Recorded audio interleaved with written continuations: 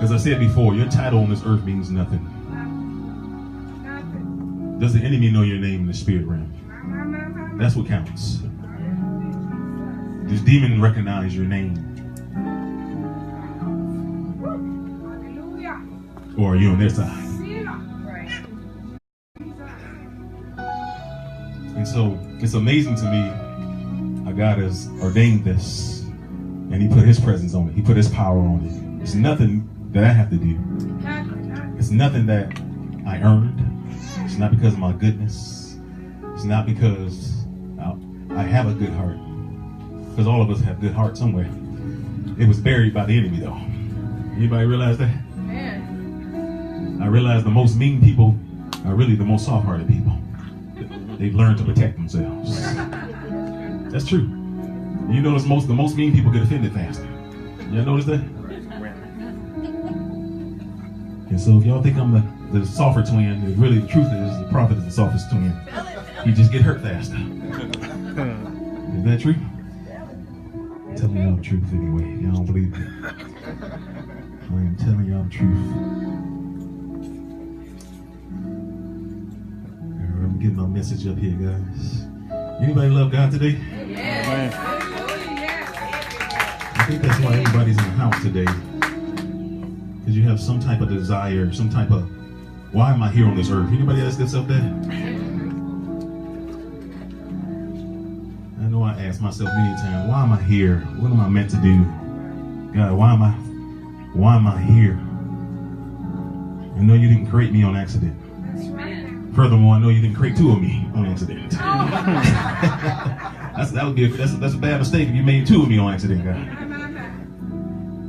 But I came out the first twin for a reason. 4 minutes. The Bible says, listen, first apostles, then what? Second prophets. It's no coincidence that I'm the first twin and he's the second twin, apostle and prophet. I believe that God ordained that in the order that it was. And if I could stack my skeletons up in this room, it'll fill up the entire room of what I did and all the wrong I've done. But yet God says, listen, I called you my apostle from the beginning of this. When you came down here, I sent you with a design to be my apostle. And no matter what you went through, I still saw you as my apostle. When you was a thief, when you was writing bad checks, you still was my apostle. And so at Church Unchained, we're gonna be breaking the myths of religion. That's one thing we're gonna listen. There's so many people that's walking outside of churches now because of church hurt, because of pastors who have scarred them, because they tried to place their man-made rules on you. Anybody experienced that before? Amen. Shouldn't church be the greatest freedom you ever come to? Why do I feel bound when I come to church? Isn't that a problem? I feel like there's something wrong with that picture. It is something wrong with that picture.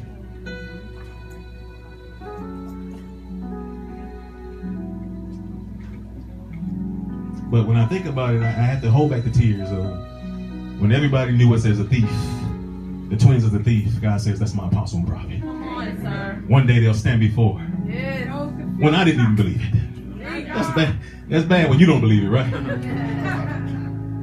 I didn't even believe it. But today I stand before you, an apostle of the living God.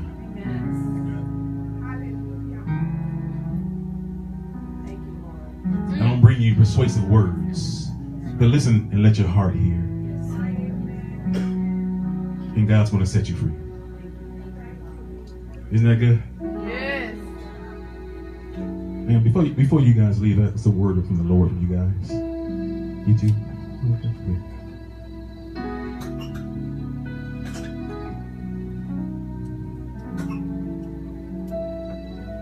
I want to make sure you guys receive that.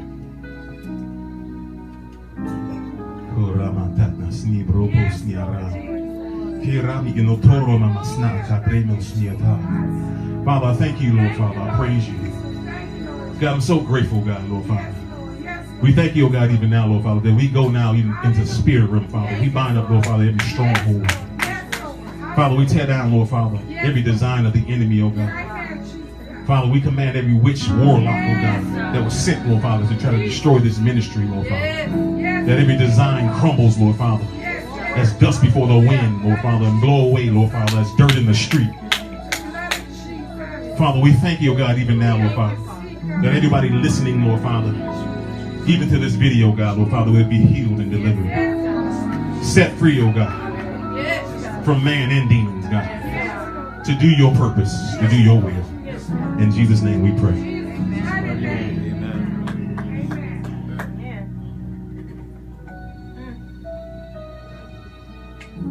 As I was seeking God on what to speak of, tell you guys about, I clearly heard his voice tell me that we need to speak. First of all, we need to set the order in Church Unchained. So that's what you guys have seen us doing probably for the next several months. We have to put the DNA that God wants on this ministry. Anybody get that? And so God wants you to know there's purpose inside of you. You're not just meant to just sit in somebody's ministry for 20 years and dry up. Look at your neighbor and say, can these dry bones live? Can these dry bones live? Can these dry bones live? They shall. With the power of God, they shall live. And if I have anything to do with it, there won't be a demon that will stand in the way of it.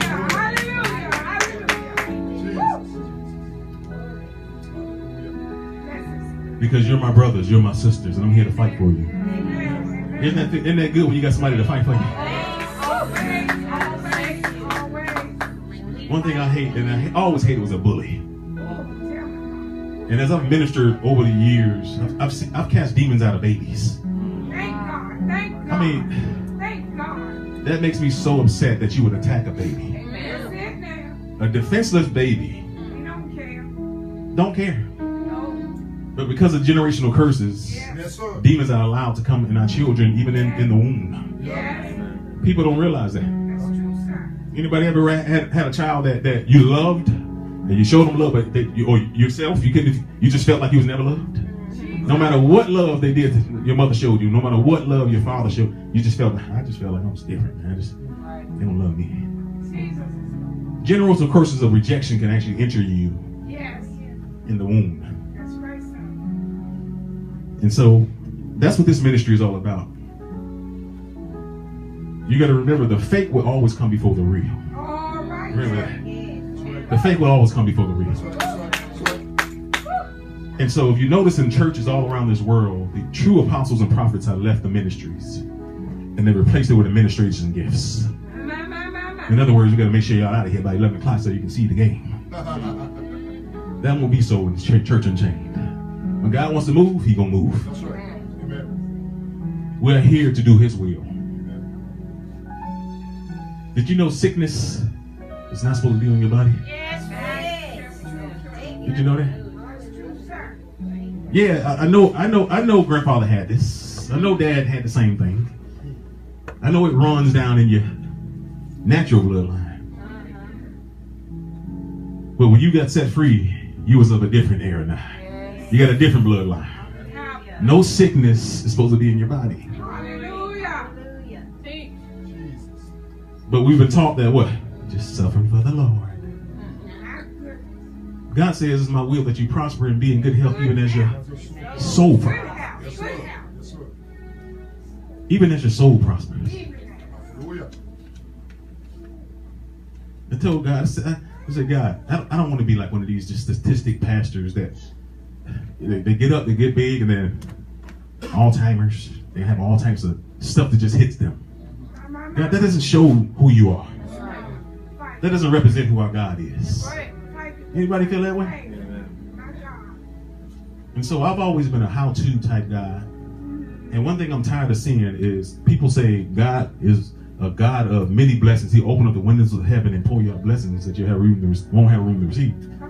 Well, I tell y'all what, I got plenty of good room, man. I don't know about y'all. I got a lot of room to receive. So that's a big thing right there. Does that make sense? Yeah.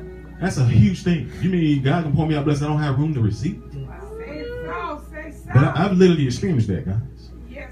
That I've had so much coming at me that was like, hold on a second.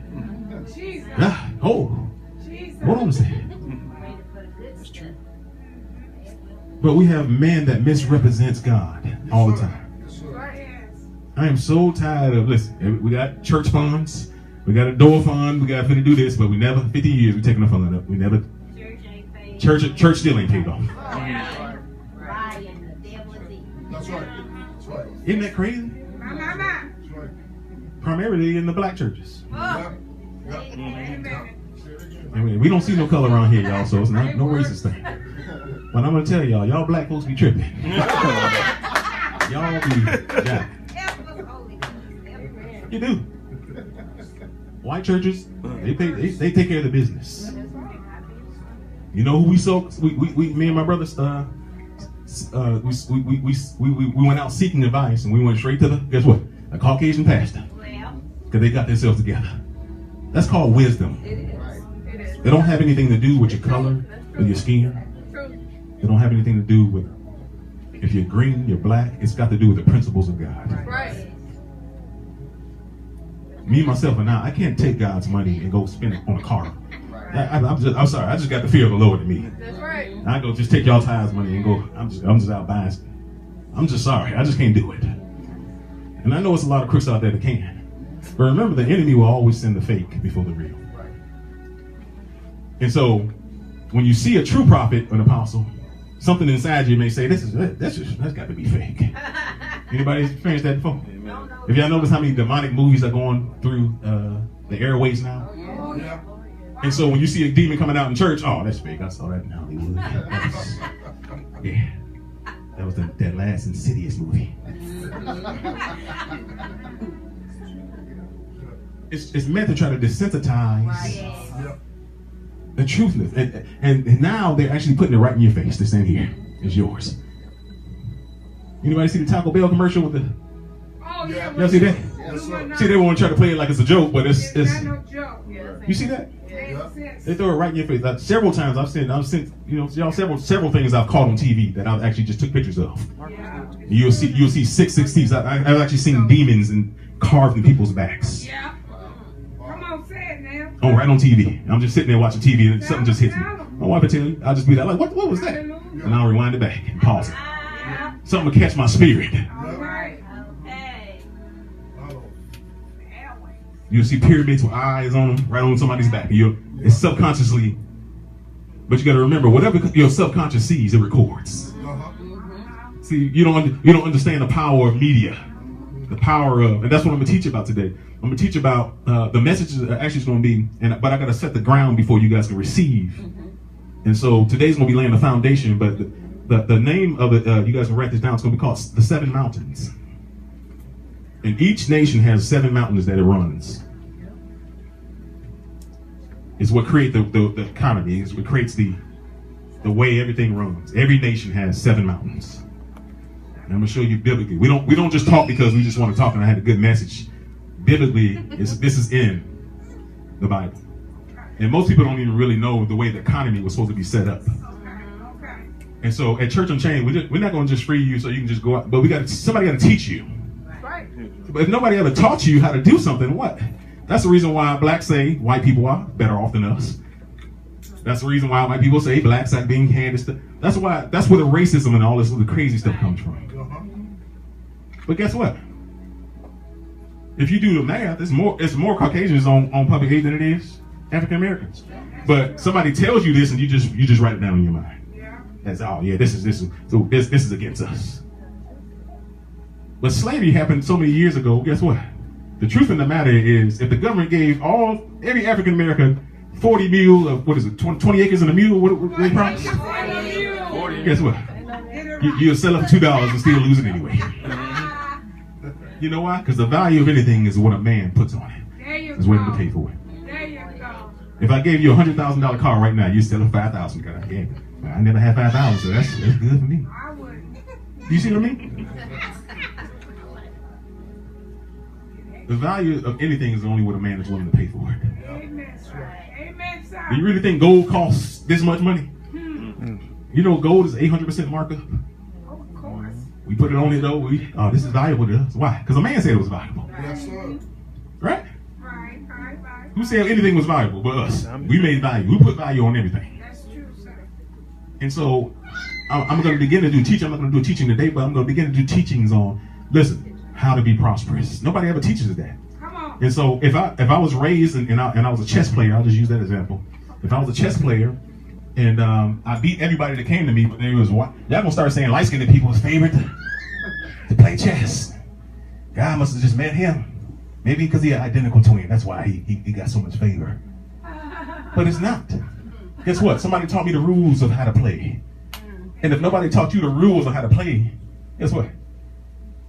You're going to fail, right? That's right, sir. And so if you fail at something, guess what? My people perish because what?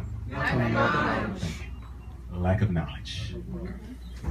And so the way God created the financial system, and I'm not going to go into it too deep, but the financial system was actually created. If you notice, and you guys read the Bible, if anybody read the Bible? Yes. Not just one time. I think my brother was telling me about that. He said somebody asked him that. Yeah, did you read the Bible? Yeah, I read it once. Like it was a book. It's just a story. You just read that one time. That's it. No, you got to stay in your word. Amen. The living word. It's the living word. It's your lifeline. Yes. It's your lifeline. And so the way the economy God created the economy, and this, if we'd have kept the economy the way God had it, we'd all be wealthy. Come on. We'll all be. Every family would have generational wealth. It wouldn't be no distinction between, except for the ones that are lazy. This don't care anyway. You're gonna have those.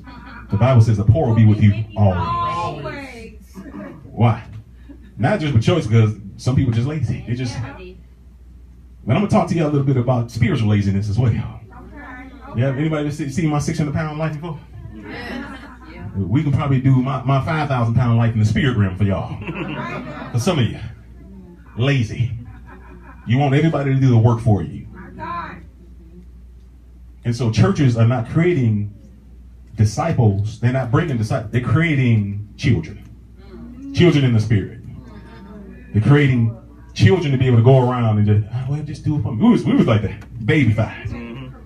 Our first pastor, who gave us the mantle of anointing of prophetic, he babied us. Every time something happened, I just come on to church, son. I'm gonna pray for you. Okay. I'm just babyfied. Now, our other pastor was too rough. You didn't get your no love. So God says, I'm gonna show you both ends, and I want you to be in the middle. I gotta give you a balance. You see, you gotta love people, but you gotta listen. I gotta lead you guys to Christ. I can't lead you. I can't have you dependent on me and Dion, just because we got a prophetic word. That's right, because you're accountable. That's right. I'm accountable for your soul, so I gotta. For me to show you how to do this, if I'm trying to show you, I can't do it for you. That's right. Come on. I'm gonna show you how to do it, and then I have to lead you to do it, to have a relationship with God yourself. Amen. That's what's going to get you to be a true disciple. It doesn't matter what your age is. It doesn't matter that some people in the religious realm won't even join this church because they feel that in their mind our gift is greater than theirs. My God. Or we're too young for them to follow us. My God. I don't consider myself young. I'm about to be 44 now, but Foolish. but wisdom is what? Does it have an age on wisdom? No. No. Kings were 13 years old, Sure. 14 years old. Yes, sir. And so, where does the wisdom come from? God. Comes from God. All good and perfect. I don't even know. Y'all got me off my message. I don't have any. I'm just in here. Read some. It's in the house though. But y'all have to understand this. The way God created the economy. If you guys were reading the Bible, it was. Anybody remember reading the year of Jubilee? Yes. Well, in the Bible, if you research, every 10 years, God decided that He would restart the economy. And every 7 years, your debt was supposed to be forgiven, right? Yeah. And so, can you imagine if we got a house, and you bought a house, and 7 years later, it doesn't matter. Now, it don't matter if you bought that house. Now, the year of Jubilee was set at 7 years. 7 years. It don't matter if I bought that house and there was only 1 year left on the year of Jubilee. Guess what? My house was paid off. Say that. Wow. That's the way God created the economy. You're forgiving. Remember, God is a forgiving God, so He forgave debt. He forgave. And if you look in the Bible, when they came to Jesus and said about taxes, if you notice Jesus' response, Jesus was like, I really don't owe this, but I'm not, so I won't offend them. Right. Go ahead, and it's going to be a fish with some money in their mouth. You go ahead and get it. He says, render to Caesar what is Caesar's, but render to God what is God. But God created this economy that our debt would have been forgiven. So if we would have followed God's principles, you know how many houses our parents would have left us? You would have did the same thing. And just think about 7 years. After that, I'm going to give me another house. After 7 years, and it might be 1 year for you because you got your house. And guess what? I wasn't allowed to not give you the house because 1 year of the Jubilee was left. Wow. You see what I mean? And so if we did the way God did, listen, we'll be waiting in line for a car. It would be that long of a list. You have to be waiting. You are waiting in line for homes. It would be nobody in the unemployment line. It'll be jobs it'll be jobs so readily available if you follow God's kingdom. But then guess what? Greediness of man came on. Guess what happened? They started creating mortgages. Anybody know where that word is driven from? Morgue. Shotgun. 12-gauge shotgun, and meaning to the death. Meaning you're going to take that mortgage to the death. So very, very rarely, and this always bothered me, you will work 40 years of your life, 50 years of your life. You retire and you die in 2 years. Somebody else gets it. Your kids who wasn't taught anything waste all 50 years of your wealth and all the money that you put in your 401k. They go spend it probably within 2 months. All of it's gone. And the cycle starts again. I work until I'm 50 years old. I can't move, and then I finally retire, and I die. Is that what life is about? It's not what it's about. And so I've been asking God. I said, God, listen. I'm going to my message now, but listen, we got to do something here. There's got to be more to it than this. Anybody feel that way? Just me? It's got to be more to it than just the credit system. There's got to be more to it than just having good credit. Come on. There's got to be more to it. Because the Bible says the blessings of the Lord make us rich and add no one. Anybody bought a car and been sad before? Afterwards? I have. I purchased a car and been sad before. Afterwards. Got the car, went around to everybody's house. Hey, you at home? Let me show you the blessing I got. Drive over. I can remember just calling people afterwards. Leave their house. Yeah, you at home? Yeah, man, look at that. Oh, man, you did what? Until I ran out of all my friends and I'm on the way home empty. $600 condo. I'm talking to myself. $600. Man, I didn't even get this thing. 2 weeks later, I don't even want the car no more. Anybody know what buyer's regret is? I mean, some of y'all have buyer's regret with your mates, but I'm not gonna even go. Some of y'all try to trade them in like he a car, but you can't do that. Look at your neighbor and say, you can't trade them in. You made a covenant before God. And so the scripture we're going to start off at, and again, I got to set the foundation here because if you guys get knowledge and you don't know what to do with it, if you're lazy with it, the Bible says a lazy man catches something, but is too lazy to take the food and put it. See, we took that naturally, but really, God's talking about, listen, spiritual wisdom, really. Listen, I'll give you wisdom, but you're too lazy to do it. Listen, I want to open my business. Okay, do this, but you're too lazy to go do it. That's what God's talking about. You're too lazy to put it to your mouth and do it. You know a lot of us know the wisdom. Anybody know the friend that has the greatest wisdom in the world but never follows it? The girl, listen, girl, don't do that. Listen, here, dog, she can see, she got discernment, she can see everything about him, but then you'll see her with the same kind of guy. You can't see it for yourself, but you can see it for everybody else. Isn't that amazing? But you guys write down Isaiah 2:2.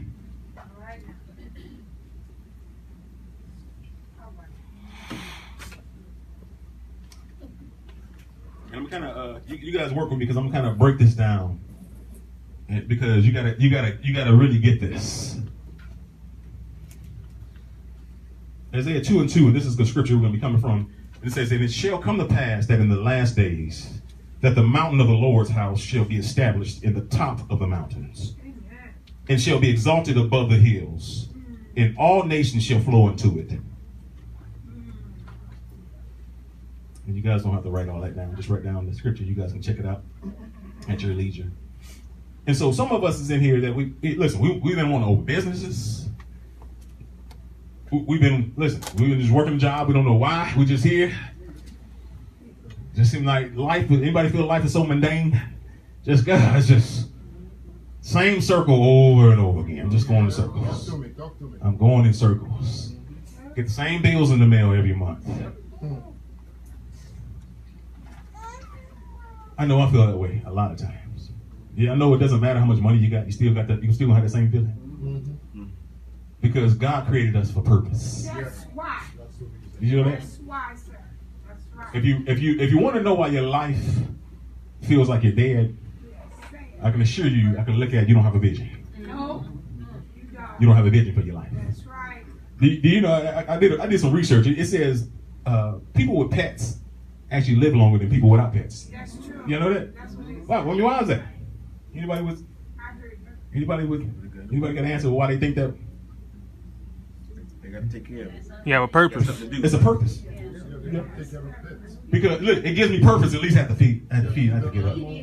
They got to depend on me. It gives you a purpose. But they say people don't have no purpose that retire. They die within 2 years. Yeah. That goes to show you that if you don't have no purpose in God, listen to life, I die. And so that's what some of you feeling. I feel like I'm dying. I don't have no purpose. No vision. The Bible says, write the vision and make it plain upon your table. Me and my wife have to do the same thing. I was feeling dead. I was just like, wow, what in the, we got this happening. I heard the Lord say, you didn't write the vision. Right. We know we write the vision every year. Hallelujah. You didn't write the vision. Even though I had some stuff in my heart I wanted to do, but I never wrote it down. Write the vision and make it plain upon the table. That a runner can read it. In other words, make it big enough where anybody can see it. If it be a house, you write that down. If it be your new car, you write that down. But I can remember we have to grow past the ignorance of what we've been taught back in the day. Amen. I remember at my previous church, I did this I guess you can call it a test, but I asked everybody thought me and my brothers just these rich guys, and we got businesses and we always had money. But y'all don't know 14, 15 years ago, listen, I didn't even have a bank account. I kept all my money in the safe. I was a thief, and I'm not putting my money in the bank. They're going to steal it. Y'all see the irony of that? Here the thief is saying that the bank going to steal the money, that I stole the money from the bank. Y'all get that? Yeah. But you, listen, the devil will mess you slap up. Here I am the thief, saying the bank is going to steal my money, and I just stole the money from the bank. Isn't that messed up? Yeah. That's messed up. Yes. But when God begins to show you yourself, you're like, what? Man, I don't know. What in the world? Just as well as right now, if some of you became wealthy right now, everything that you guys have been seeing on TV and saying, man, if I'll give so-and-so $2 million, I'll take care of mom. I assure you, your perspective will change. It would change. And so at the church I was at, I said, listen, how many people are ready for that $100,000 car? Everybody raised their hand. I said, hey, you've been asking God, I'm ready for it now. I said, what if I took you tomorrow and I'll take you to get a $100,000 car? How many people take that deal? Everybody raised their hand. I said, okay, now what if I took you tomorrow and dropped you off with $100,000 cash in your hand? What would you do? Just give me the $5,000 car. Right. Just give me that $5,000. I said, you see what I did? I took free off the table. Yeah. And now, not only will you not spend my money I just gave you, won't spend your money, no, you won't spend the money I just gave you. But as long as it was free, you wanted it. Yeah. See, the value of anything is only what a man is willing to pay for it. So stop asking God for Mercedes if you're not willing to pay for it. Sit down. You know what a Mercedes windshield costs? A regular windshield is $250. I came out the car wash, big old crack start coming down my windshield. Okay, $300. Call, yeah, this is gonna be $2,000. What? For some glass? Do you have insurance? Yeah, I had to file an insurance claim for it. Now, who got to file an insurance claim for a piece of glass? Yes, sir. It's sensors in this glass that actually test it, and it is true. When the rain hits the windshield, it actually cuts the windshield wipers on by itself. We got sensors in the glass. That's a good one. But again, if I wasn't willing to pay for that, if you're complaining about 87 octane gas, don't get a Mercedes because it only takes 93, and it'll tell you if you put the wrong in there. That joke would be shaking. Like, what's wrong? Yeah. You didn't put the right thing in here. It sure will. It wants 93 octane and it won't compromise. That's right. That's what Y'all see what 93 is going for? That's the highest price. You stay away from all the time. I know I'll be looking at it, man, I don't have to put that in my tank, boy.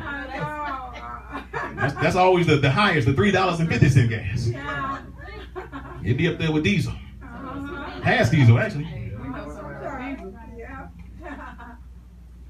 And so, I'm setting the order here because, listen, we have to grow up. Bless him, Jesus. We even have to find the right perspective of what prophecy is about. Yes. A lot of us got the wrong perspective of what prophecy is. Help us, help us. A lot of us do. Wrong perspective Come on. of accepting prophecy and what prophecy is about. Amen.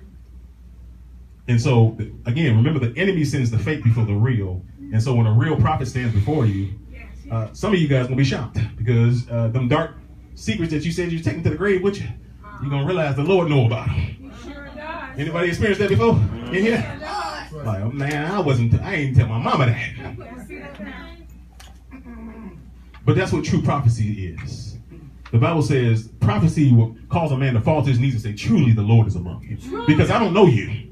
Truly. And that's what you experience here in the prophecy is one gift that God gave me and my brother is a gift to tell you why your purpose, why you don't have a purpose. And to tell you why you're going through what you're going through. It's to set you free. Amen. It's not to be embarrassed. It's not to be, guess what?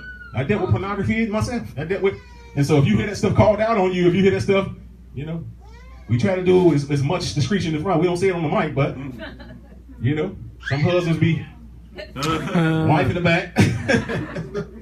I told her I stopped that. It's in the house. I told her I stopped that.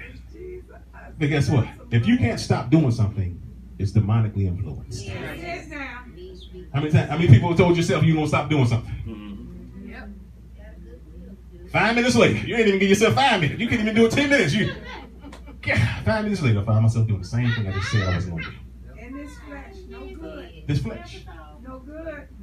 You got to remember, your flesh wants to sin already. Always. And so the enemy just takes you want it. The truth of the matter is, I do want it. That's the truth of the matter. But we're not honest enough to say that. I'm strong. Yeah, right. Pass me in the Lord. Yeah. I'm okay. Satan running up the front and down the back of you. Come on now. Because you keep saying that you're okay. Guess what? I've learned that if I can't handle, listen, it's demonic. If I can't stop I can't stop myself. And that's what you have to understand. Jesus came to set you free Yes. from all chains. That way I can lift my hands to him. I don't have any bondage of what my father did to me on me. I don't have any bondage to that person who raped me. I don't have any bondage to that person who took advantage of me. It's off of my shoulders. I can freely worship the Lord. Is that making sense? I got a good crowd in the house today. Come on, come They're on. talking back to me. Come on. Bless Are y'all him. getting something here? Yes, sir. Bless him. And so at Church and Change, listen, we're going to free you from these myths of men. Listen, you don't have to wear all white to get to heaven. Y'all heard that before. It's some stuff that listen, if you don't, pastors teach that if you don't do everything I tell you to do, you're going to hell. You're in rebellion. Anybody experienced that before? Uh-huh. You're in rebellion if you don't do what I say do. But see, my brother and I are one people that you either love us or you're going to hate me. You know why? Because if it don't make sense to me, I'm going to let you know about it. Listen, that don't make sense right there. You're not lukewarm. That don't make sense right there. I'm going to let you know about it. Amen. God gave me enough sense to know that, hey, what you're adding up right there, and what you're trying to do is not going to work. You know what? People have trained you to submit to people. How? Just pray about it. Just you can't come against the pastor. So I know he did you wrong, but yeah. If I say something against the pastor, I'm gonna be cursed by God, and everything bad's gonna happen to me. And anybody ever hear this? Yes. Subconsciously being bribed in churches. Here you're gonna have freedom. Right. Are there gonna be rules in the house? Yes, there's gonna be rules. You can't just start doing what you want to in the house. And there's rules in every area. I'm not saying there's no rules. You're not free to just go punch somebody in the face. You're not free to just be a player while you're in church and just trying to talk to all the women while being in ministry. I'm not saying that. Right. What I'm saying is God-given freedoms. That's it. If God never forced you to take him, what right do I have to force you There you go. to accept what I say? Right. The Bible says I wrote the truth on every man's heart. Amen. I wrote the truth on every. You'll know immediately if I'm telling you the truth. Hallelujah. You'll know it'll resonate in your heart, man. That's why when Jesus said, you know what, the message of Jesus is stupid. It really sounds crazy. It's what? Somebody died for me? But as somebody told you this, it resonated with you. Wait a minute. That's what I've been missing right there. That's unfortunately it comes with the binds of a man attached to it. So we've been dragging all the pastors all the churches we left, we've been dragging around. My God. That pastor, what he did to me. This person, what he did. Because the enemy always sends the fake before the real. Amen. And if he sends the fake before the real, when the true prophets come before you, it'll keep you from going up there. Yeah. Feel nice. But the true anointing of God, the power of God is in this house. Hallelujah. How do you know? Hallelujah. The enemy gonna try to keep you from coming up to get delivered. That's right, man. Some of you feel rumbling in your stomach. Anybody experienced that before and them delivered? Like, I don't know what's this. You hearing voices telling you, get up out of there, man. Hurry up. Just go, man. Just go. Some of you may experience a migraine all of a sudden. I ain't feeling well. Let me get out of here. Those are demons that are trying to keep you from getting delivered. That's right. Why? Because they know who I am. That's it now. They know who the prophet is. They also know who you are. Is that making sense? Hallelujah. Here's my little grandbaby here. I guess I told you there's rules in the house. You can't just walk down the aisle when you want to. I guess you can. That's grandma's heart right there.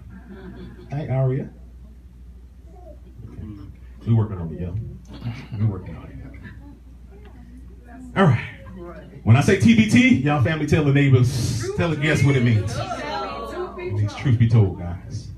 That's one thing that I did. You guys follow me on Facebook. I do truth be tolds. And normally it comes against the religious myths of how people try to control you and so on. But truth be told, number one. You guys ready? Yes, sir. What we do for God will be nothing more than the overflow we receive while along with him. What we do for God will be nothing more than the overflow we receive while we are along with him.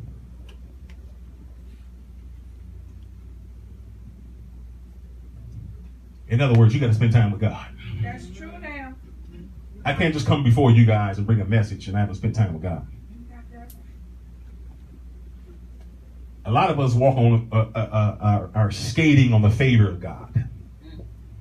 Mm-hmm. But it comes a time where the favor, if you're innocent, if the favor of God surpasses the intimacy that you have with him, you're in trouble. Yes, yes, yes. Does that make sense? If the favor of God surpasses the intimacy you have with him, you're in trouble. That's it. That means you're skating on thin ice. Where does the power come from? Where does the hearing from God comes from? Spending time with him. That's it. Say, go right But here. again, people are so spiritually lazy. They don't want, I've been battling with this. I'm just going to go to the prophets. I'm going to see what they say about it. Then people get mad at us because we don't call out what they want. Yeah. I just got this smoking a blunt yesterday. I didn't even call it out. It's in the house. We'll get offended and get mad at us because we didn't call it out. Yeah, take you up 911. You know, the minute you got convicted of it, God called it out. Right. God called it out on you. Yes. And this is the stuff that we have to break on the myths of, thinking that we just, hey, we just gonna jump on the back of the pastors. Okay. I'm gonna take this. Listen, guess what? I can only hold so much weight. That's right. He teaches this right. Prophet can only hold so much weight on his shoulders. That's right. We're here to guide, That's it. not to pull, not to tug, That's right. not to hold you up. That's right. Does that make sense? Yes, sir. You have a purpose. Look at your neighbor and say, you got a purpose. You have a calling on your life. Your calling is going to be within the 7 mountains. And so this is the reason why we kind of feeling purposeless, and we kind of feeling like it's like, why am I here on this earth? It's not just to take care of your family and make sure they got it. It's not just to get a house. The truth of the matter is, when God blesses you with the house, you're gonna be dead after that. It's gonna be, all right, the house. All right. You're gonna be complaining about that. Now I gotta clean up. That's what we do it all the time. Oh, God. You want that big old house? Guess what? Now there's 3 houses in one. Yeah. My wife be trying to get me to get a maid. I tell her no. We fight about that. I need a maid. No. Uh-huh. God already gave me a maid. I told her. And she's a pretty one. But I take the basement. I keep that clean. I know how to clean one. Our bedroom's probably the size of the house we came from. And so, of course, you want it. Your eyes are big. Yeah. Guess what? Anybody fix their plate too much or you couldn't even eat it? Yeah.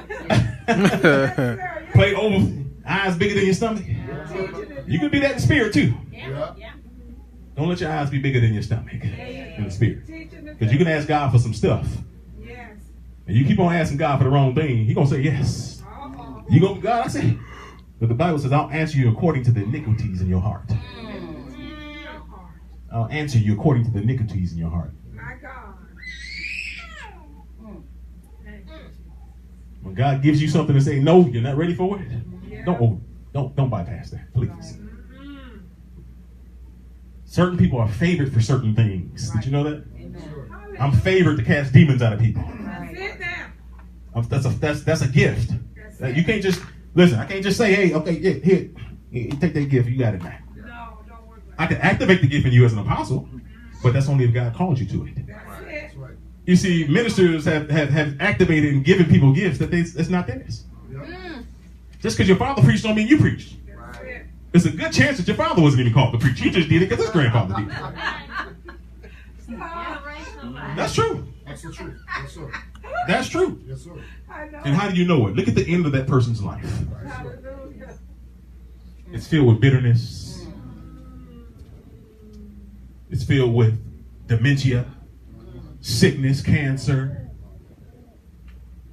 Because I can only smile so long. I can only put a front up so long. That's true. Guess what? If I cover a bear up in here and put a cover up, God. that bear may not maul me because it's full right now. But one day I'm gonna turn my back, and the bear's gonna show its true nature. That's right. And so I'll be a fool to say that bear, yeah, he good now, isn't he? He ain't maul me. Okay, keep putting my guards down. Yeah. Y'all gonna be having a service saying, here lies Apostle Duran, the fool who thought a bear was gonna be his friend. Okay. Say it now. You see? God Almighty. Same thing with relationships. Say it. Same thing with relationships. Hallelujah. It amazes me how wise women are. Y'all have the greatest discernment. You will see and you will cut, you will see everything about a person, but yet afterwards you will talk yourself into accepting it. And that's the problem. You will talk yourself into accepting what you just got through singing. Well, maybe if I add a little Jesus to that, No, you can't. it might work out. No. It'll be the package I'm looking for. No. No. Jesus don't come in the salt and the pepper shaker. No, You can't just shake it on somebody No. and think it's gonna be okay. That's good. Amen. Do you know? I really realize that even people that got dementia and that if you notice, they're either very nice or they're very evil. Yeah. If you notice, when they had dementia, really who they were before they had the dementia is always there. So that person that is just a sweet old lady, just always, she don't really remember what she's saying, but she's always nice. Oh, Then yeah. that other person is just, get the F off me. You just fighting. Well, that was that person. That was inside that person before they had you. That was before. That was see what I mean? Yes. That's true. Y'all got me going off my message here. Lisa. Look at your neighbor and say it's your fault. Your fault. It's your fault you got an apostle going off the message. It's good. It's good. But it's so important that we prioritize intimacy with God.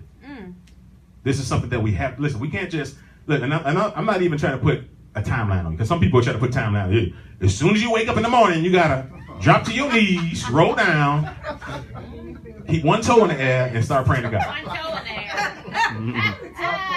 You know people walk around like that? Yeah. But can I be honest with you? Some days I wake up and I want to run.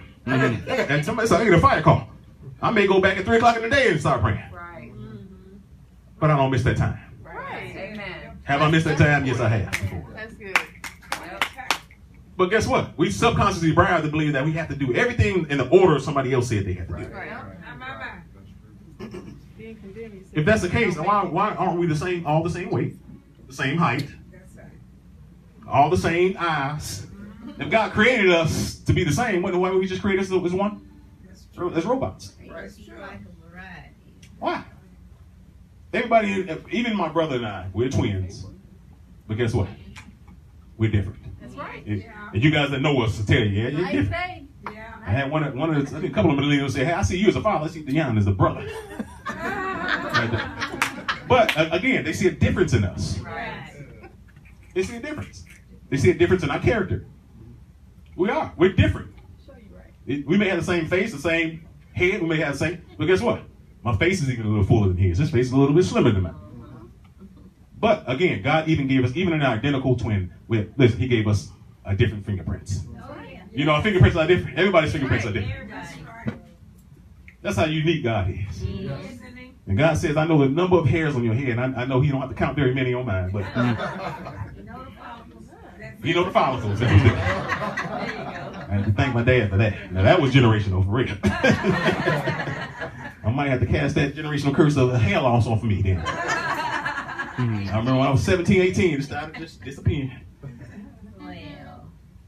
But we're setting the foundation here. So listen, you guys can grasp this and you can move on to be warriors in God's kingdom. Does that make sense? All right, it doesn't matter your age. It doesn't matter how old you are. When the presence of God is on your life, when the favor of God is on your life, you're going to go there. You're going to accomplish what you need to accomplish. All right, so truth be told, number one, what we do for God will be nothing more than the overflow we receive while we're alone with him.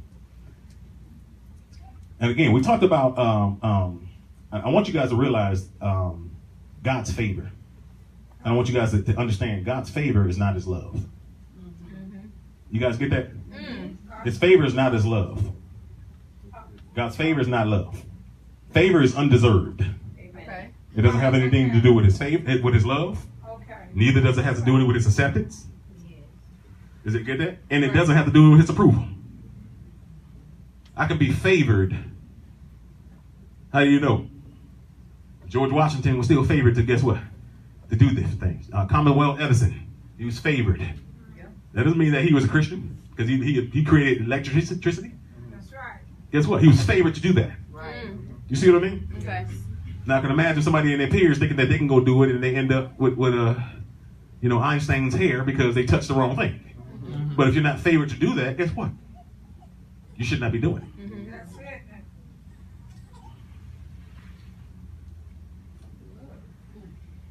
And so we have to get out of the, I guess the babyfied state is what the best word for the lack of a better word. Listen, we're just babyfied. We think that everything's just going to come to us. And guess what? When we don't get our way, I'm just going to go back and do. Yeah. Anybody experienced that before? Yes, you can. You can. God, if you love me, this will happen. If not, I'm just going to go back to my 24 case of beer. Right. And if the Lord loved me, he'll have the prophets calling out. Yeah. Wow. Isn't that giving God ultimatums? It is. No, you can't. Didn't Jesus say, listen, do not, the Bible says, do not tempt the Lord your God. That's right. Stop you. Chapter 4. Because one day you may do that and not wake up. That's Right right. now. You may not. Don't tempt the Lord your God. That's right. Frustrate the grace. Y'all write this down. Favor is not for his love. Favor is not his acceptance. Favor is not his approval. Favor is given for your God-given assignment. It's for your assignment. It's not for your desires. It's not for the new Bentley you want. Oh, God. It's for your assignment. I received that. But remember this. Whenever God creates a miracle, it's always some fish left over. Remember that. Whenever he uses it, it's always something left over for you. That's how God operates. You see, we live in a right now Burger King, have it my way, Yeah. right now society, especially with the millennials. That's not God's principles, though. I really cringe when I hear people at church say, you want more? Give more. That's awful. How many people have heard that in church? You want more? You want more from God? Give more to God. Right. Well, that's not God's principles. Right. That's not God's principles. No, you can't be. God's principles is seed, time. And harvest. That's right. Seed time off. What farmer goes to plant seeds and then all of a sudden they wake up in the next morning, oh man, my corn didn't come up. Patience. That's what we suffer at the most. No patience. None. Lazy in the spirit. Yes. My 5,000-pound life in the spirit. You want everybody to do the work for you. Bless him, Jesus. No, you need to get on your knees and pray. That's right. Yeah, I know. It feel like God ain't there. Sometimes it feel like God ain't there when I'm talking to him too. That's right. Get your But I have enough experiences in my life to know God is there. Yes. That's good. Yes, get your own oil. I was talking to one of my friends the other day, and he was talking about the confusion that was going on. He says, "How do I know who's telling the truth?" I'll tell you how you know. Come on. You look at that person's character. That's how you know. That's it. That's it. I said, right now, if you got 2 grandchildren, you got a girl and a boy here. My candy bar came up missing, and I said, "Who ate my candy bar?" He did. She did. You would know immediately by the character Yeah. who did it. Sure will. Tell me you wouldn't. No, see, you be lying all the time. Get your tell me you wouldn't. See, you'll know by character. Yes, sir. Yes, sir. Yes, sir. You'll know by my character. You should know by my character. My God. But how do you know that? Only if I have a relationship with you. What's that? That's why it's so important that we build relationships. Good relationships. Doesn't matter the color of your skin. Doesn't matter who. Listen, if I got a relationship with you, I know the enemy can't bring me anything to say, hey, so-and-so cheating on his wife. No, I don't believe that. Because I know him. I know his character. That's it. I seen when he was down. Is that making sense? Yes. Yes, sir. As an example, again, me and my brothers, we're favored to go into the spirit realm to attack the enemy. Hallelujah. Thank you. Let you go trying that, and God has favored you to do it. Beach. Anybody read the story of the 7 sons of Sceva? Yeah. Read the story? Beaches. Jumped all over their tails. Yeah. Pick 'em up. You gonna walk up there and tell them, come out in the name of this Jesus that Paul and them said. Yeah. All I know. Yeah, Paul I know, Jesus I know, but who are you? The Bible says the demon tore their clothes. Listen, ripped into them, tore their clothes off, ran out, but ain't they? I don't curse no more, y'all.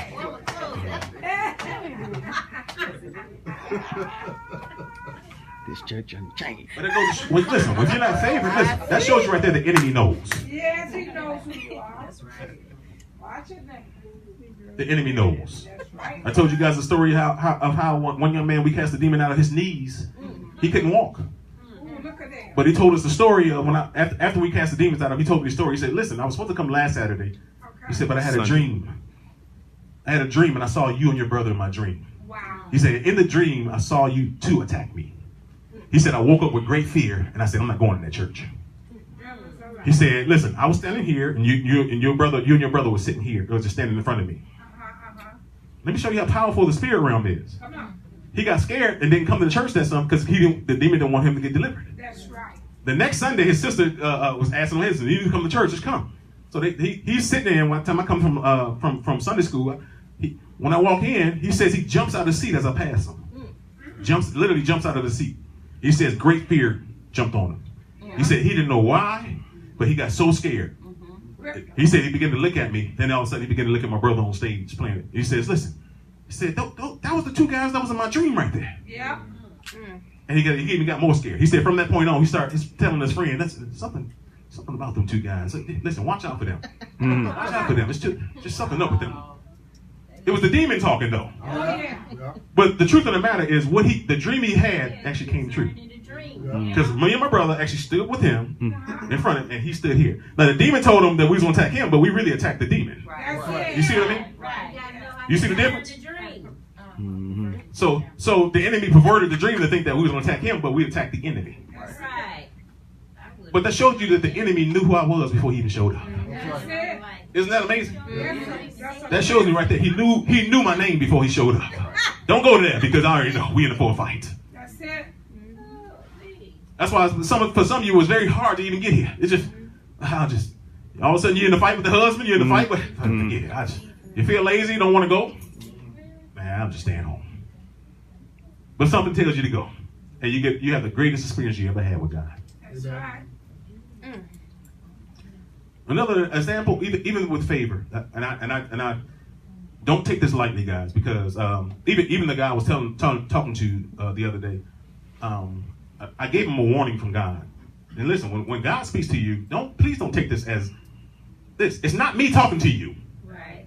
That's why I tell you, you have to respect the gift of God. We have such a lack of respect, especially if you commonly get prophecy. We got a lack of respect. It's just like, okay, that's common. Listen, when the King of Kings comes to talk to you, you better show some attention. Amen. We reverence man more than we do Don't God. Don't we? It's amazing to me how we'll be scared. We had a couple people tell us, listen, man, I was really scared to call a pastor and tell him I wasn't coming to church. But you're not scared to do your sin in front of God. Right. You're that scared of a man. I'm a man See, that's out of order. who can only kill you. Why would you fear calling me and saying, hey, I'm not going to be at church? I can kill by the answer. Unless I put fear tactics on you already. That's right. That's See, I had to put that inside of you and give you these little fear tactics that I subconsciously bribed you with. Amen. That's what I tell you. Listen, you can't just listen and just be sitting there. Listen, you have to listen with your spirit. That's right. Because I can subconsciously bribe you and you'll be walking. That's what the TV does. That's right. It'll put an image of 666 right on the screen, Yeah. and you'll subconsciously take it in. Yeah. If you notice how so many homosexual things are happening on TV now, Oh, right. that agenda was set long ago. Long time. And now it's trying to make it, it's not attacking us, it's attacking our next generation. That's right. Because it's trying to make them common with it. Okay, this is normal. Yeah. It's okay for everybody, girls and girls. You see the girls and girls emojis now on your phone? I looked at that. Now you got girl and girl emojis, boy and boy emojis. Yeah. Look at just go through your emojis on your phone. You see, they're subconsciously bribing us.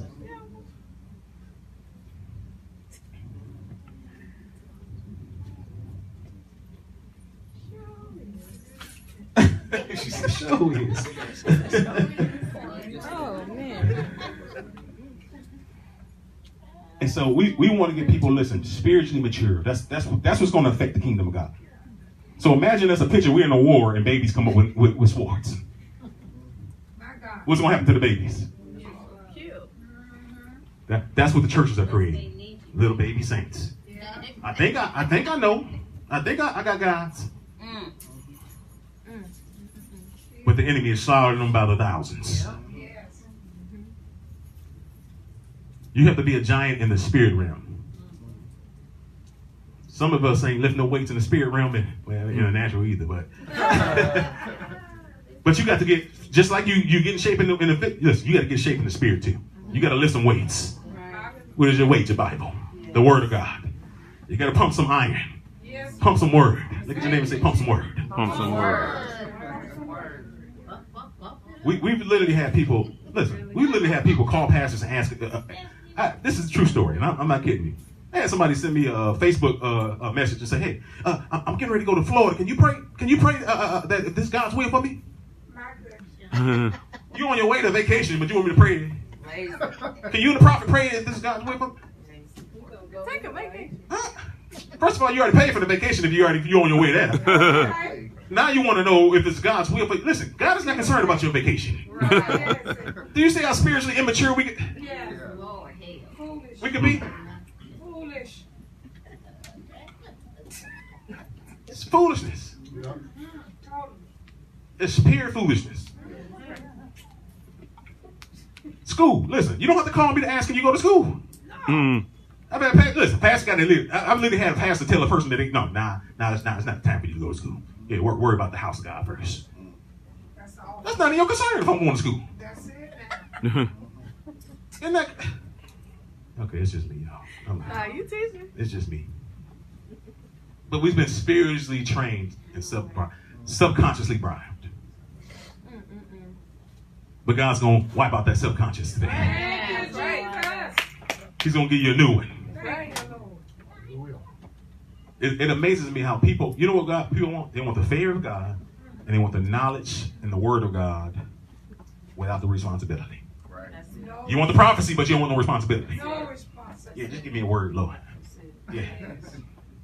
This is why you keep going back to the same thing over and over again. Yeah. Listen, we shouldn't be casting the same demons out of you, and you're going back because you're taking for granted what God did. Back to your vomit. You're taking for granted for what God took them demons out of you. Yeah. You think it's common now. Okay, well, actually, I go to church now. I'll go ahead and sleep with so-and-so because when the demon come in me, they'll cast them out. Look at that. Look at that. Look at that. People think like this. That's awful. Wow. People think like this. Awful. They literally think like this. My God. And so we have to be spiritually mature to know, hey, listen, with prophecy, listen, we shouldn't be running up for prophecy every time. Every Sunday we want to work. The Bible says they'll have itchy ears. Yeah. In other words, I'm going to hear something good about myself. Yeah. Do you know that? You know that's in the millennials right now? Yes. Oh, yeah. That's in the millennial generation right now. That's right. Do you know that because they're in a fatherless generation, the mother overcompensates and just tell them, you're great. Right. Everything you do is good. Right. And then the minute they get any correction, yeah, you did that wrong. I quit. Yeah. We've experienced it in our business. They quit. Walk right out. Because you correct, not yelled at them. Not yelled at them. But correct them. Yeah, you did this wrong. Let me show you how. Can't accept them telling them one thing wrong about them. And so we have to come up with methods to okay, once you correct them, hurry up and build them back up. Yeah, you did this wrong. Hey, that's some nice shoes you got on, man. So they won't quit. But that's the generation we live in. That's true. They show up thinking that they automatically owe the 40-hour paycheck. Yep. I did you a favor for coming. Mm-hmm. I had one young man, I think me and my wife was interviewing.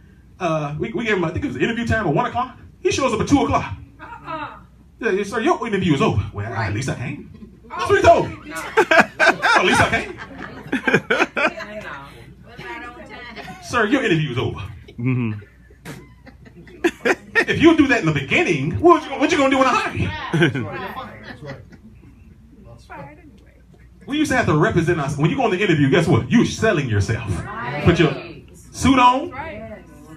Now you come with holes in their pants, toothpick in their mouth. Mm-hmm. I'm literally, we had it with toothpick in their mouth. Through the whole interview, they talking. Yeah, man. Yeah. I hope I got the job. Yeah, right. We'll be in contact. I know when y'all get that message, but we'll be in contact. And get the job. You already know. I've been through enough of them interviews. Don't call us, we'll call you. Y'all know.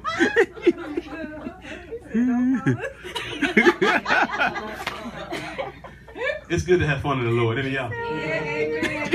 Everybody's so tight in the church.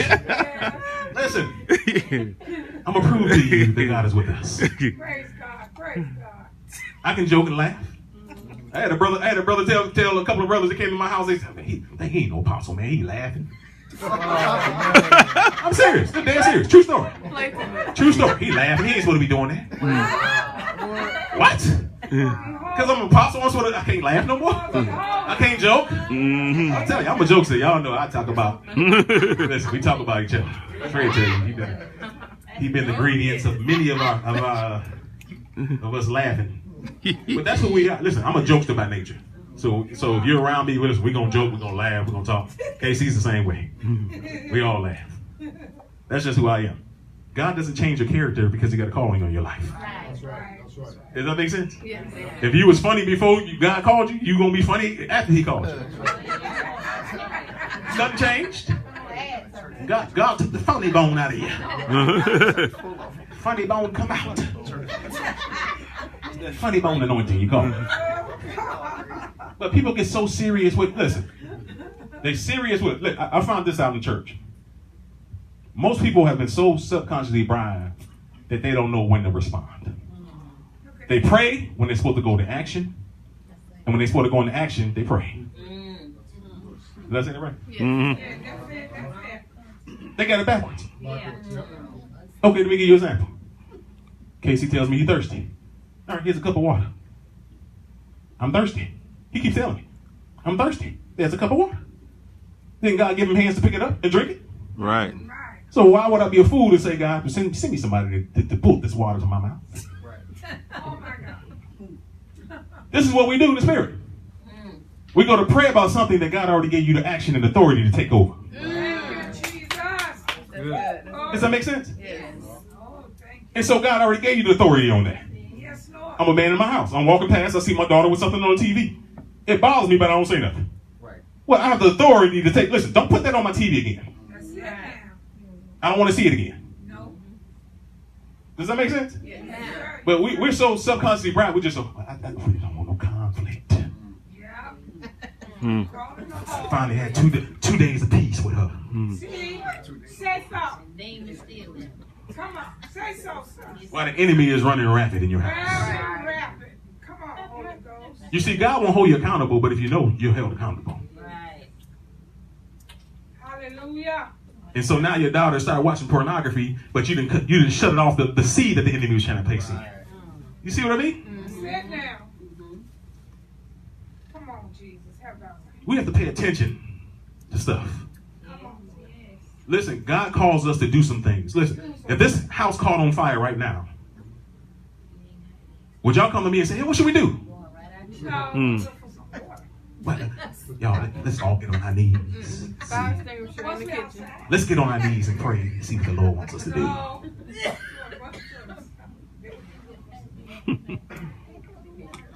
But some of y'all may get out, but the skin ain't gonna be off your back by the time you get out of here. But I'm gone. I might not even open the door. I might go straight to the glass. We'll follow. I'll pray about it later. We'll follow. Do you see what I mean? Right. And so we take the things that we're supposed to pray about and we try to take over ourselves. The stuff that we're supposed to take over. Just let me pray and see if God want me to do it. God looking at fool, get up and do it. Right. Hmm.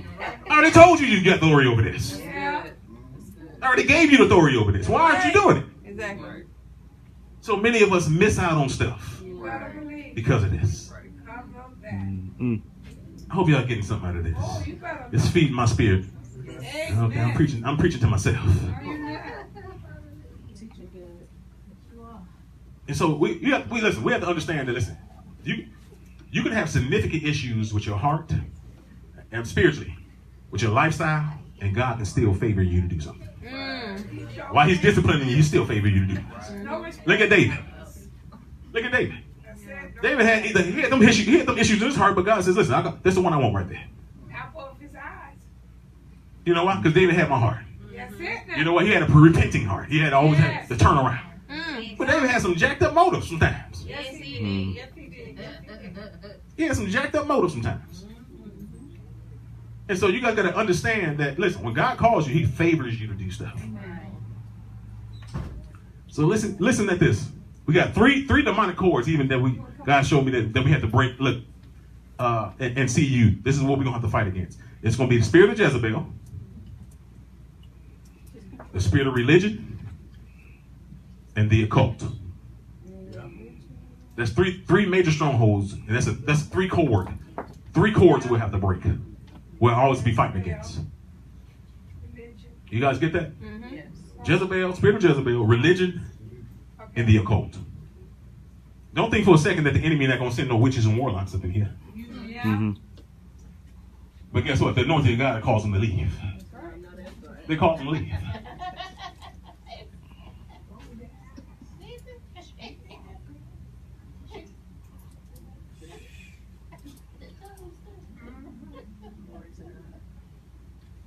But guess what? Wait a minute. That's true power of God there.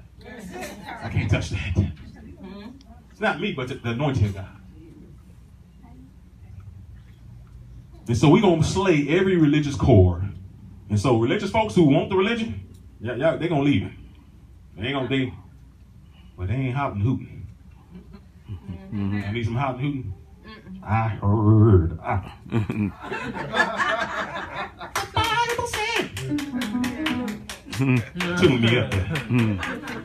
What has it ever gave me though? Has it ever given you something? I heard. He preached. I'm going right back out with the same demons. Got the 50 Henny right in the back of the truck.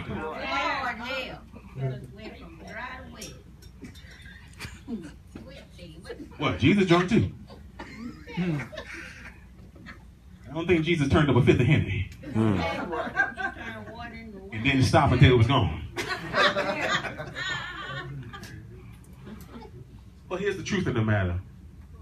People are tired of religion. Anybody? I think that's why everybody's in this house. They're tired of the same. Our children ain't even understand the pastors. How do you expect them to understand? They ain't understanding that. I heard. Self-taught, self-made. I got it from my great-grandfather.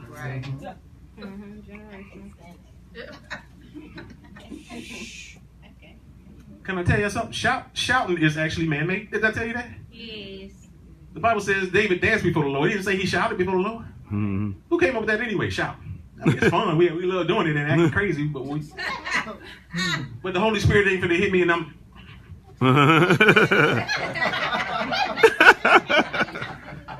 Why was you at home practicing it then if it's the Holy Spirit? Man, that dude can shout. They used to say that in church. You remember that dude? Man, that dude can really shout.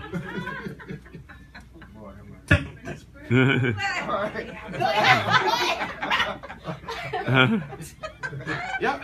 Actually, those are demons. Y'all haven't been in church like that, huh? I have.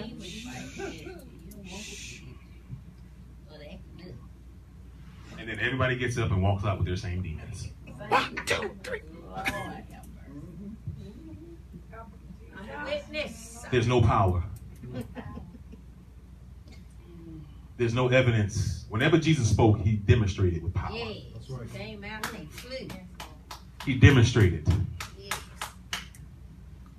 Now you guys write this down because this is very powerful. You guys got to get this. So we're gonna slay the root and the cores of religion, but you got to understand now the difference. And I want to show you guys the difference between the Old Testament prophets and the New Testament prophets. And we got this from a very, very wise apostle that we was talking to, and it just resonated with me. But Old Testament prophets were judgment prophets. Right, You guys got to remember that, right? right. They were judgment prophets. Yes, They brought judgment. They spoke judgment upon people. yes, they did. Okay, today we fast forward to the New Testament prophets, right? Right.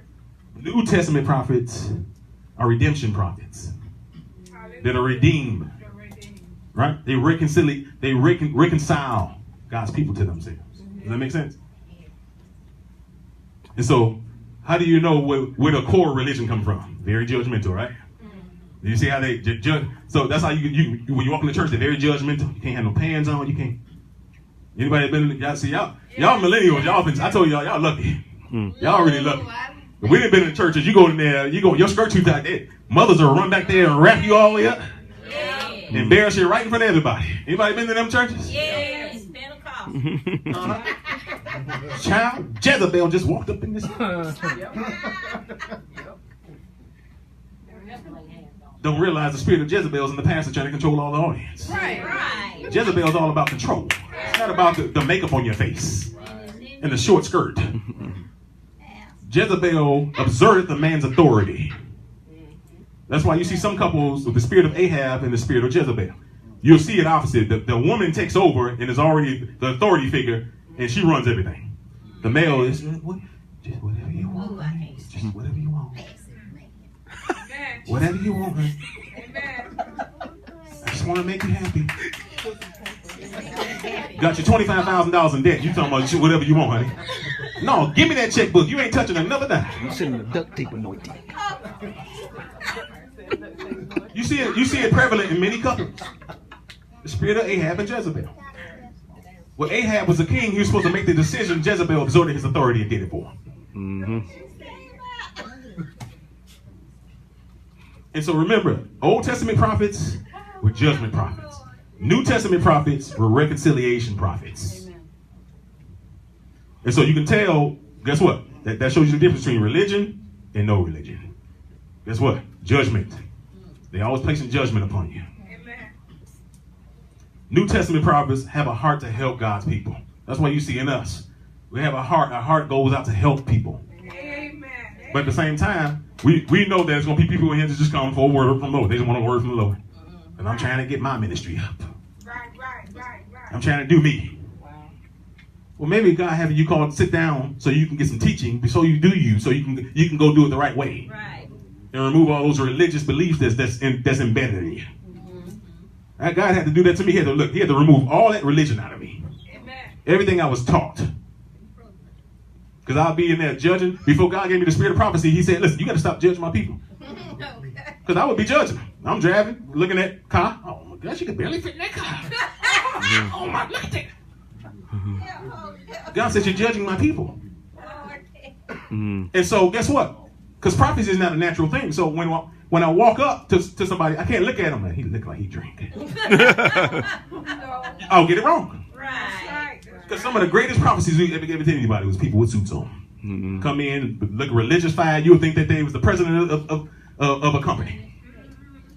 Beating their wives, pornography, everything else. We call that on them. Come on. As the eyeballs get big as saucers. Oh, I thought they was going to tell me something good. Okay. We are telling you something good. That's right. Get the level. You about to lose your wife, nut. I'm telling you something good. Right. That's right. Don't know the good when he is. That's right. You guys getting that? Amen. Yes, getting all of it. All right, truth be told, number 3, y'all. I gave y'all 2. Did I give y'all 2? Yes.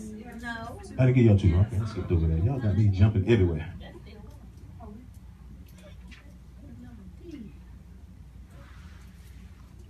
Yeah, truth be told, number 2 was we must never let God's favor get ahead of the intimacy we spend with God. I'll give you a picture of that real quick. God's favor is on our life. Everything is going well. All the bills are paid. All the pressure is off of you. Yeah. We must never let God's favor get ahead of the intimacy we spend with God. And so the picture to that is everything is going well. But before everything was going well, I was on my knees praying. You see? I was always talking to God. Yeah. Get your tax check now. I'm okay now. Right. The pressure's off of me now. I'm good. That's all you see for material. Until the next thing happens to you, then God help me. Ooh, I could be God. Get out. Thank God, it is a new. We in the New Testament because God instructs some stuff down back in the day. I know if I was God, I'd have been and fried a couple of folks. Okay. Then brought them back to life and fried them again. Keep on talking. I'm gonna bring you back to life and kill you again. I didn't know y'all be doing that. He ain't learned this lesson yet. Snap your fingers and kill him. All right, next time I'm gonna make you wait for a month before I bring you back to life. We be coming up with all types of stuff, wouldn't we? Think of ways that we can get people. Yeah. Human nature. Thank you, Lord. We'd be Evan Almighty, wouldn't we? I saw that show. Bruce Almighty. Are y'all getting something out of this? Yes, I don't want to be God. That's what I'm getting.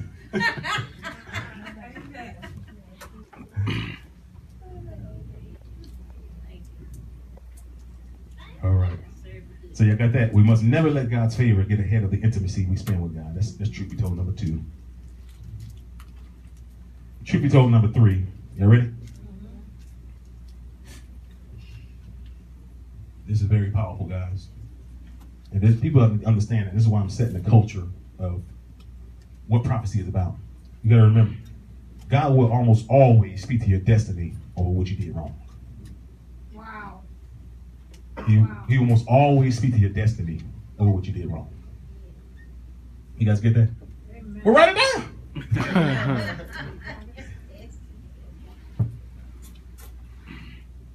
And so again, that goes back to people who have done something and they come in and I want God to call us out of me.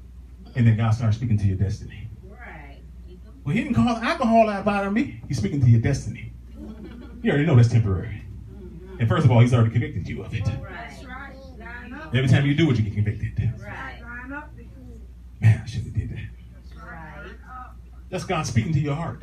Yeah. You don't need another man to tell you you did wrong. You know you did wrong. That's right. That's Does that make sense? Amen. God will always speak to your destiny over what you did wrong. Amen. So now that we set the stage, we're going to start getting into the, I know I call it the 7 mountains, but we've been talking about other stuff. But we've been kind of setting the stage so you guys can receive. Is that making sense? Amen. Because we have to get things in order in the house before God can release the millions of dollars that He's going to release in this place. We receive it in Jesus' Okay, anybody receive that? Okay. Raise I your received hand. it. Yes. I'll take y'all millions too. Amen. I'll take y'all money too. Hallelujah. But God's going to release it. But if we don't have the wisdom to keep it, guess what? We're going to be right back in the same spot. Yeah. Next minute. I'm so tired of seeing the brokenness of people. Hallelujah. Thank you. Just no favor for nothing. Just Nothing. going through. Mm-hmm. Every time I see you, you can't keep up with nothing. My God. Have mercy. I get tired of the same problem. I'm like, God, why do people keep going through the same thing? Why? We need to find out why we're going through the same thing. Why we keep going through the same thing. Over and over. Over and over and over again.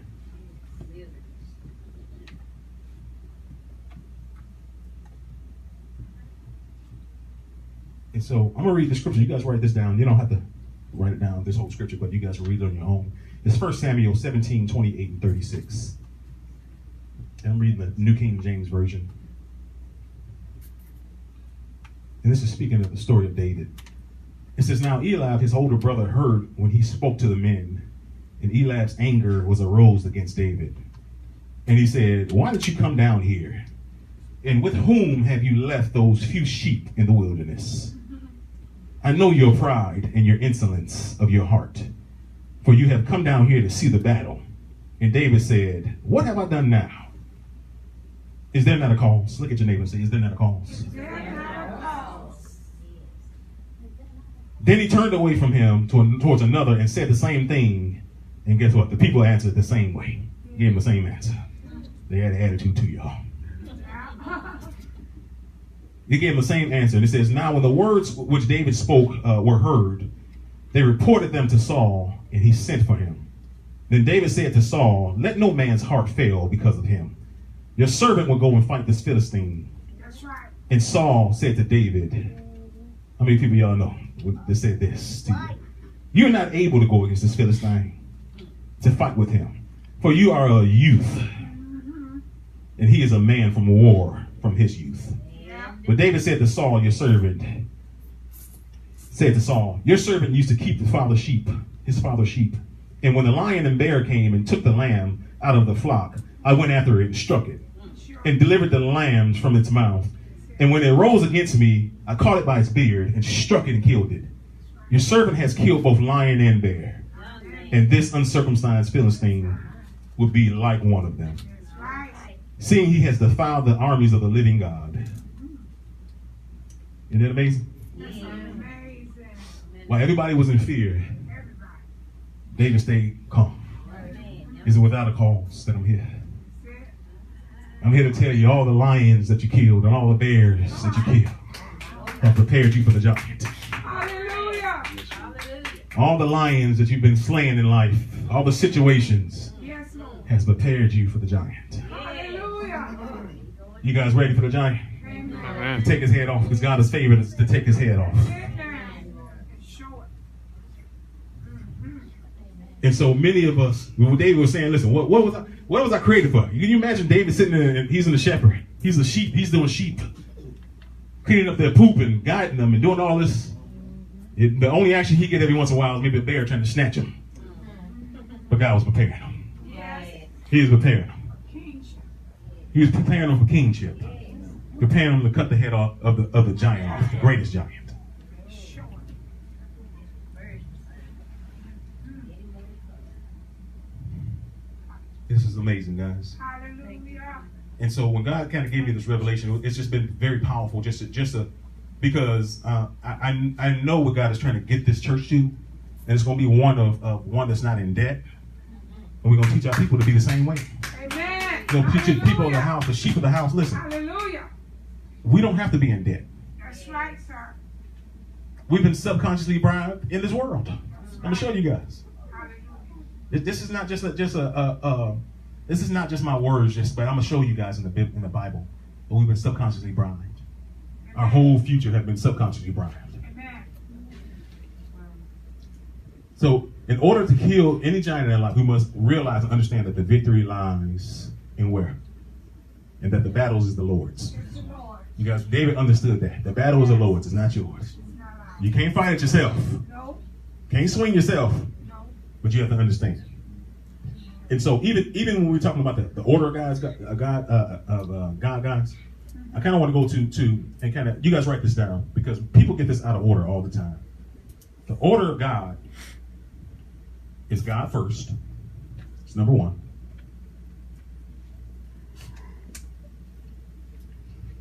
Your wife or spouse second, and children. They fall in that same category. But your mate will fall first, then your children. Amen. This is what people get really out of order right here. Come on. Come on. Your job is third. Yes. Your assignment is third. Jesus. Your current assignment is third. Mm-hmm. The church house is on the last. It's fourth. Why is that? Anybody got any answers for that? Anybody? Without the job, there ain't no church house. How's this going to be paid for? Right. Right? Amen. And so we have people do foolish stuff. I've known people, listen, I'm struggling with my finances. But look, every time the pastor calls for some, listen, he going to preach here. Listen, you don't even have the gas money to get to work tomorrow, and you going off thinking that God's going to bless you because you're finna follow the pastor to this church. Right. Have you noticed he never did? My. That's it. Have you noticed you didn't get no check in the mail that you thought you was going to get? See, this is the stuff that we do, and God already gave you the resources to get to work. That's right. Now, I'm not saying God won't use your faith, because he will use your faith. That's right. Many times God had to stretch my faith before he gave me any type of wealth. Because guess what? Money was in my heart. And God had to show me, listen, all right, give this amount of money. It was a lot of money that we had to give. I'm not going to get into it, but guess what? It was challenging for me. And so God, again, I'm not going to even get into it now, but fasting even. I want to get into even fasting. People do all these special fasts, and that God didn't even call you to. Yeah, we're just fasting. I know people going on 40-day fasts and 50. Okay, well, you got skinnier, but if God didn't call you to it, furthermore, my fast is not going to be your fast. A true fast is going to hurt your flesh. That's right. If I'm an athlete and you ask me to fast a meal, okay, I'm good. You think that's going to bother me? I wake up at 12 o'clock and now I eat. I miss my breakfast. You see what I mean? But what if God told you, hey, don't watch TV for a week. Don't watch some soap operas, all of my demons. I'm pray for my wife. I'm pray for my wife on that. I always mess with her on that. I'll be deleting her recording, so she'll be trying to record General Hospital. Now, you deleted my recording? I don't know what you're talking about. But if it's nothing wrong with the show, but again, if I'm addicted to that, I gotta see this. God may say don't watch TV for a week. That could be your fasting, am I right? Right. Amen. Wouldn't that be hard? Lord knows if he told you to put your phone down for a week, y'all probably wouldn't either. Oh, my Lord. That would be hard. Y'all probably have to show up and say, what are you mourning for? You feel like y'all lost somebody. You mess with divinity over there. My daughter, she left her phone in the car. Or she called us like she like somebody had robbed her or something. I mean, blew my phone up until I answered the phone. Yeah, I left my phone in the car. Okay, it's gonna be all right to be there when you get out of school. Shaking like a nervous wreck because the phone's. You're gonna be all right. Separation anxiety from your phone. You ready to talk to Papa now? No. All right, you guys got that? God first. Wife or husband second. Children comes after that. Job. Then the church. Amen. Amen. You guys get that? So many people get that out of order. Yes, I sir. think I told you guys about one of our employees that called and said they was going to church. Yep. Did I tell you guys about that? Yeah. I heard about that. Some of y'all ain't hear about it, so I'll tell y'all. Come on. But anyway, we had an employee that, listen, we tell everybody at Christmas time, you can't call off. That's our busiest. They get all your vacation time out of that.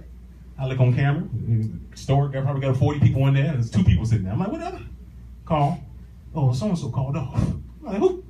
What happened? Oh, no. Oh, she said that God told her she need to go to this Saturday event. Really? Okay, let me give him a call. Why did you call off? Didn't we tell you in the beginning that you can't call off? Well, God, I was praying. God told me. I said, did God tell you ain't going to have a job? Oh, boy. I said, let me help you with something. Let me help you with the order of God. Okay. I said, it's God first. Understand that. You pray. 2, your family second. Your job is 3rd. The church is last. I said, so you telling me God is telling you to take food out of your kid's mouth so you can go to an event? Right. I said, so you got a choice to make. You either show up at work or you won't have a job no more. What's your choice? I'm going. Okay. On the phone up. 2 minutes later, we get a calling post. Yeah, so-and-so just called and said he ain't coming. So she's also a job for nothing. You see that? But I thought it was God who told you that. You just got to telling me God told you to go, but didn't God know he wasn't going to show up? Right.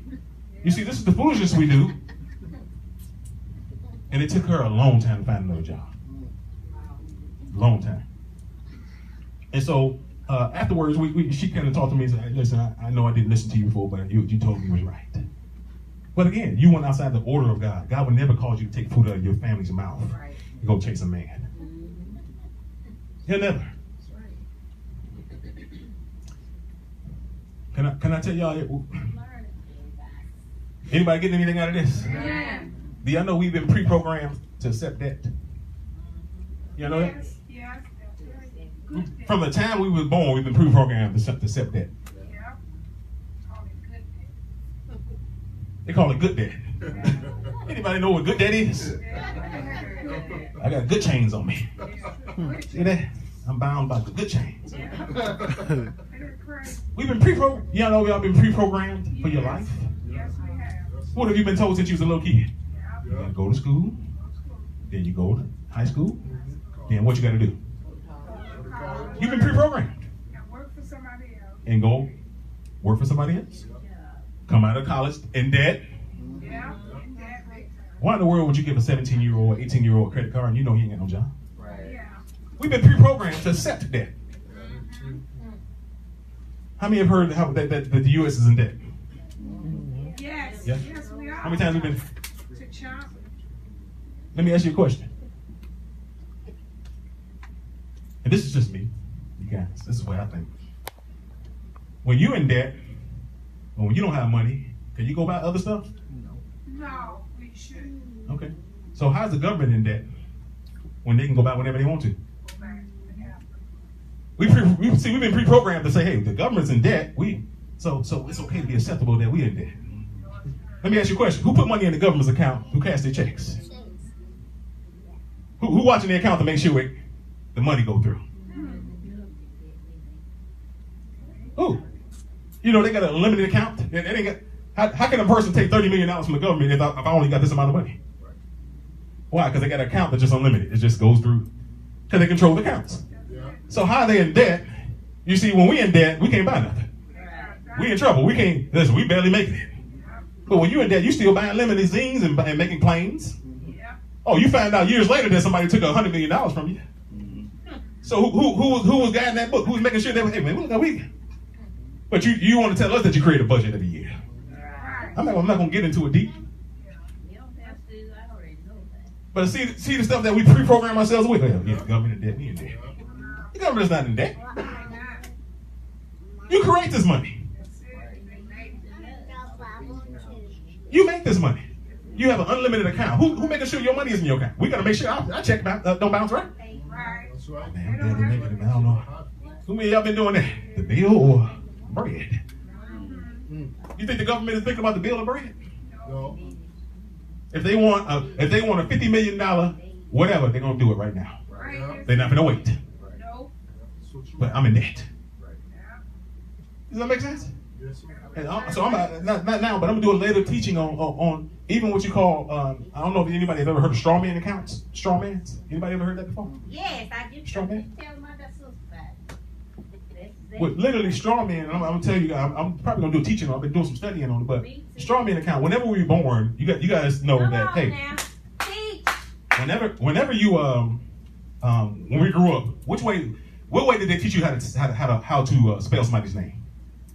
They taught you to spell somebody's name with a capital letter and lowercase, right? That been embedded in you, right? Uh-huh. So if you want to spell Deron, it's capital D E And then, R O N, that's right. right? Right. Corporations, anybody that knows business, if you notice, any corporation is what? All capital letters, All capital letters. right? Amen. You know that? Come on now. And so, do you know each one of us is worth money to the government? Yes. Yes, sir. Been working. You know that? Time your mama signed stuff.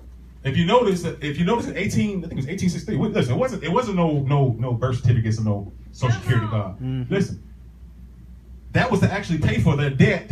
They actually started making people get social security cards, and because they know based on the area you live in, they can look when you're born based on the area you live in, based on the zip code you in, they know that you're worth this amount of money. For that. Yeah, there you go. Good teaching. And they can actually sell it. They actually sell that on the black market to somebody. Come That's on right. now. Sure do. Hallelujah. Dirty. They wrong. And so what they try to do is get you to comply to the straw man account. Uh-huh. The straw man is your corporation. Yes. Come on. How you know that? If you notice, whenever you get a bill in the mail, it's Yes, all all in capitals. cap. Yeah. Come on now. Whenever you get a ticket, it's gonna be all I capitals. want my money. I'm still- Corporations. People fight this stuff too. And so when you're speaking to a corporation, I'm trying to get you to identify with this corporation. Hey, based on this car right here, this is in your name, so I send this bill in the corporation's name. And if you associate yourself with that, you go pay it. Woo. You'll go pay it. You'll run and pay it. Wow. But I'm not gonna get too deep into it. But I'm just telling you guys how we've been subconsciously. We got to know this. It's called a straw man account. Yes, sir. Yes, sir. Everybody that's born on this earth, the record goes to the government. The government says, hey, based on this zip code, if they're in Hollywood, California, the odds is they're gonna bring us $200,000, whatever amount by the time they die. It's two of us. One And I can sell that, Yeah, true. right? It's called a straw man account. So you got your own corporation they try to get you to be, Yeah, we have to pay right? And then you got to pay money. taxes and all this. Just think about that. We live in such a crazy society Yes, sir. Yes, sir. that I could pay my house off and I still could lose it because they tax me. Because That's of it. the taxes. Yeah. You don't pay the taxes, you lose the house. Yeah. Isn't that ridiculous? How you gonna tax me on something that I bought? First of all, Right. Pay it off. okay, even if it's a one-time tax, right? But I constantly got to keep getting taxed on my house. Yeah. Because every And if I don't have the money, I can lose it. You can lose it. Mine That's Mine messed is up. mine That's anyhow. messed I'm up. a part of the Don't forget, corporation. it's It's mine. Wow. We live in a generation that listen, it's so demonically influenced by money. Yeah. Yeah. Yes, sir. Yes. Yes, sir. I agree. And so that's why everything looks so hopeless. Yeah. Yes. Yes. You know, the average income is, listen, 40% of our income is taken back by the time we even get it. Yeah. Yes, sir. Season. Just think about that. So true. Mm-hmm. Yes, sir. But we close our eyes to the stuff. My. When we was kids, with gas was what, 77 cents? I think it went down to 77 cents. When in this history did it ever became a tornado and then the gas went up? Yeah. Because it was a tornado. Yeah. Gas go up. See, the stupid stuff that we just accepted. Okay, it was a tornado in Texas. So. Right. Yeah. Well, with tornadoes happening every day, That's right. every year it's been tornadoes happening. That's right. Yeah. Now all of a sudden the gas goes up to $3 a gallon because they had a tornado. That's right. Yeah. Regulation. See, this is the type of stuff that we have to listen. So regulate. God gave us look, He gave us minds to think, Come on, Holy Ghost. and that don't mean start setting up what do they call it? The what's the name of that show? The forgot the name of that show. Preppers. That don't mean they start becoming a prepper and hand it and putting this over here, putting this over here. But there's a way Right. if we follow God's kingdom, Yes. and that's what I'm diving into now. Amen. Yep. Listen, I'm not going to be in this debt. I'm not going to be in this so-called Amen. Amen. Hallelujah. just because they say I got to go to college, and then come out with $80,000 worth of debt. Right. Or 100. You start off in debt and you end in debt. Yeah. Is that freedom? No. No. I ought to get an education. Slave to the lender. You know what we forgot in the midst of all this? What was the calling that God sent me down here for? Right. They mad. What was the purpose of God? Because He gonna give me the money if I need it. Right. That's right now. What did God send me down here for? Sick. Jealous. With the devil. Eat 'em. Programmed to accept debt. The government is in debt, so it's okay for us to be in debt. Well, I would love the type of debt that the government got, because I can buy anything I want to whenever I want to. Matter of fact, I don't even have to look at my checking account. I can just write the check. Write a check. And I'll find out later if somebody got me 50 million. It don't matter, because I got an unlimited account anyway. then, yeah.